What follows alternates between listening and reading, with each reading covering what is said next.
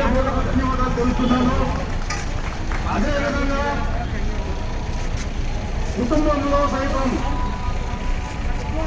పెద్దవాళ్ళకి కానీ చిన్నవాళ్ళకి కానీ భార్య కానీ భర్తకు కానీ తల్లికి కానీ తండ్రికి కానీ సేవ చేసుకోకుండా అనారోగ్యంతో ఉన్నటువంటి వాళ్ళని కన్న బిడ్డలు పక్కన పెడితే మనం వాళ్ళకి అందిస్తున్నప్పుడు 7,200 రూపాయలు ప్రభుత్వం కాంట్రాక్టు మనకు జీతాలు చెల్లిస్తూ ఉన్నారు.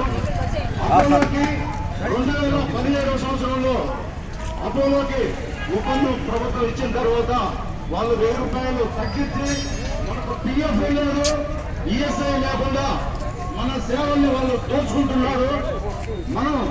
మన ఏఐటీసీ ద్వారా మన ఏఐటీసీ అంటే జీతాలు మీకు పెంచుతాము, ఈఎస్ఐ కూడా పెంచుతాము, మాకు ఒక నెల ఇవ్వండి అనేసి అన్నారు.